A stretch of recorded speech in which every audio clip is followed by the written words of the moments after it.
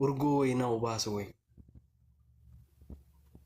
Kan si qabbanees wayi. Kan naqa atoon beekta bar keessa koo hawwii koo hin beekta bar. Kanaafan sirraa fagaachuu hin dandeenye baran waan ati keessa koo beektuuf. Fuula koorra waa dubbisuu beekta sii galee. Ijoolleen eda maal jedhanii al tokko tokko bar jecha namaa dhaga'uun kun gaariidha beektaa. Suma kun nagara. Qorata al tokko tokko fuula biqiltuurra waa dubbisuu bari'edha. Suma dhuga. No. Dhugaa dubbachuuf.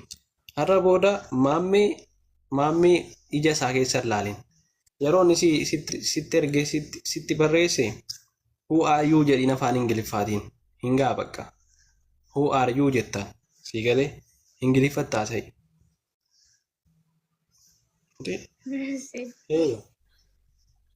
Amma walaloo tokko walaloo ajaa'iba.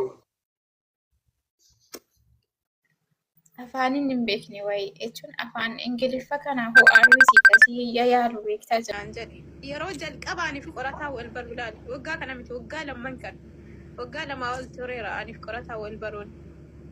Waggaa lamman kana akkasuma walaloo jaalalaa wayii walii dubbisnee yeroo sana nu waraabbatanii bitintinsuu eegala waa'ee keenya ni wali. Yeroo sana waraabbatanii gadhiisanii sargi nashiidaan sargi nu godhame maashaallah miidiyaa kanarra jechuudha. Achi otuma akkas jennu gaafa sanan nuti akkuma adabbiitti walaloo kana waliin jennee takka namni naa dubbisee hin beeku naa dubbisi jennaan atis naa dubbistan jedheen hayyee rakkoon qabu jedhee taraa walii dubbisnee wal bira adda baane. Guyyaa lama booddee yeroo anuma akkas seenee jaarsi keessirraa hatame jedha. Gizee sanammoo ani mucaa takka jira kan hin jaalladhu. Baay'ee tokko wal jaalladhu mucaa sanii. Ani jaarsi keessirraa hatame gaafa naan jedhan kan sammuu keessa na dhufe qorataa osoo hin taane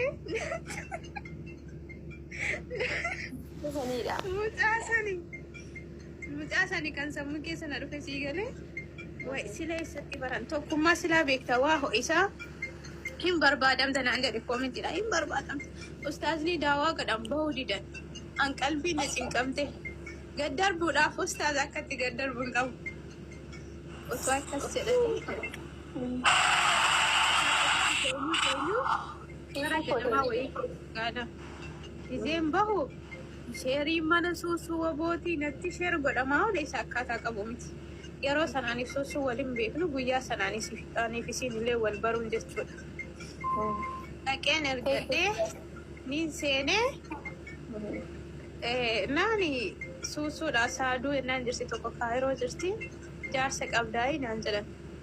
Eenin qabaa jedheen ana miira ariitiin hin dhaqe garuu of tasgabbeesseera maaliifi annama sanatti yaadaa jira malee qorataa an qalbii keessaa hin qabu maaliif yeroo jalqabaatiif wal baruu keenya yeroo sana wal baruun keenya isa dura ta'ullee walaloo waliin jechuuf keenya yeroo jalqabaatiif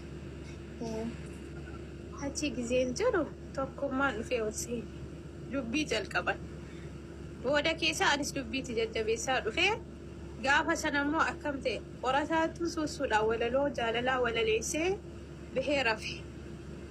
Tokkummaan dhufee qorataatti bilbile. Qorataatti bilbilee akkan achirra jiru itti nimne jaalalleen kee eenyuun jedhee gaafate qorataan hirma keessa jira. Jennaan walaloo wayii jedhiif suusuudhaan masarra deebi'e. Booda kanan qorataa ta'uu baree qalbiin lafa eegaa dhugaa dubbachuuf yeroo sana.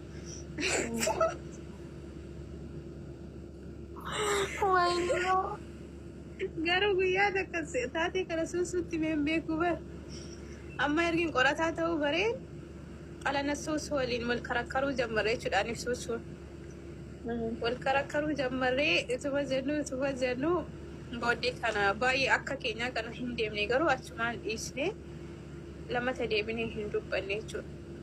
Eeganaa ani qorataan waliin dubbanne walaloo kana osoo waliin hojjennee jennee yeroo seenne walaloo maaliif dandeettiidhuma keenya gabbifachuudhaaf walaloo jaalalaa walii jedhaa turre asumarratti walaliisaa turre jechuudha.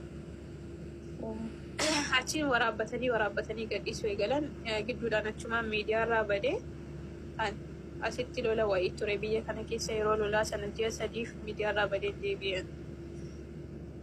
Eegan deebi'eeti gaalaan daganaa deebinee waliin dubbannee walaloo kana osoo waliin hojjennee akkam taa'inee wal mari'achiisnee jechuun isaa asirratti walii dubbisan osoo taane nama lamaan bifa dhiiraaf dhalaatii wal jalaa qabne haala kanaan osoo waliin hojjennee ediitii goonee wal dubbannee eegalee jechuudha walicha. Malee wantaateen kun diraamaan kun tureera isa kanammoo gaafa guyyaa lammaffaa dhufee inni argatu. Ati hattuu jaarsa namaa naan jedhamu. Rifadhee gaafa sana wallaahi dhugaa dubbachuuf maaliif rifadhe? Koomintiin tarreedhumatti akkas naan jedha. Akkamitti akkas naan jedha? Ana ammallee mangalee beeku dubbii. Qorataan mucaan bu'aa turtee ati shamara miti ምናምን naan jedhan koomintiidhaan ni beekta gammata koomintii maasha Allah namnis baay'ate. Maaltu ta'een jedhee qorataadhaan naani nan gabroomii firiidemii naa kennii naan jedhe. Way naan si jamara yoomsi qabee beekamti firiidemiidha akka feeteedhee booddee bu'aa turtee mucayyoon taqqabnaa min gisee sana viidiyoo keenya sana arguu eegalee achumaan walaloo inni fi inni garsiira teenyee dubbisnee sana argee osoo yaada beekeetuyyuu hin galu osoo yaada kee maal jedhaa deemu walaloo jedhu wayi. Yaadatta kan poostii godhe sana suuraa keetii fi kan isaa walitti barreeffama wayii irratti barreesse. Sanii booddee ani fatiyyuu waliin dubbachuu eegalee kootii walitti erganneeti. Almuhoo maal ture maashaallah.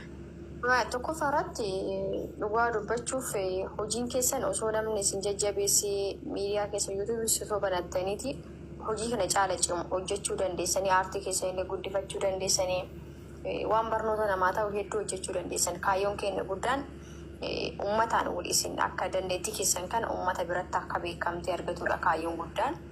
Lammaffaa irratti immoo nu jalqaba piraankii maan jalqabne egaa piraankii ta'ee waa'ee walaloo irratti namoonni as keessa isiniif akka galuu qabu jarri wanti walaloo walaleessaniif akkasii wal faarsanii fi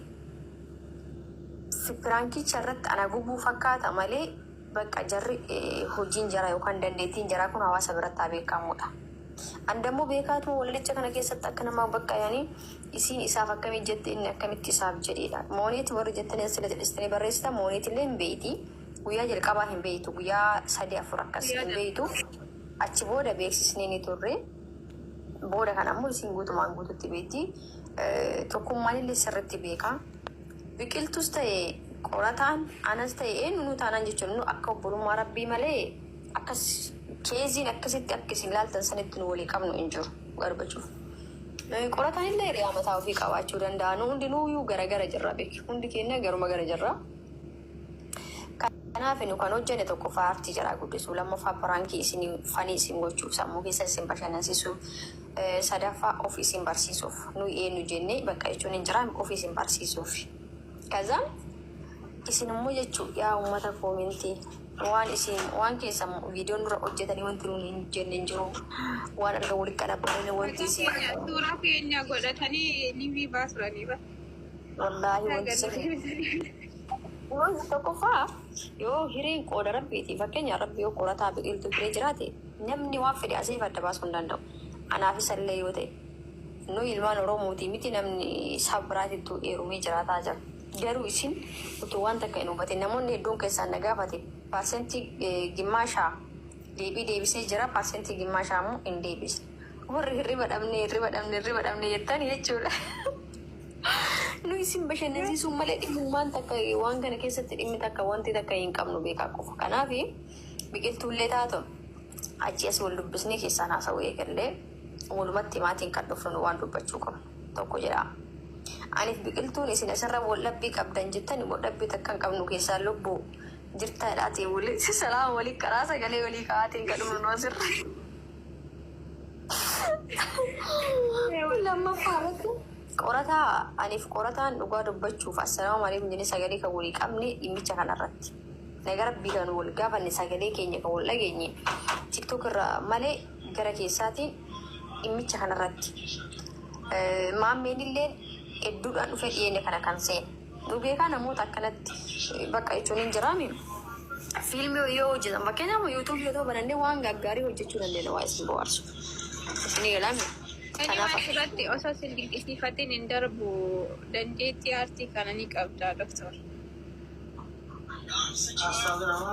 Utuu diraamaa waan adda addaa hojjettee sirraa deema hedduu.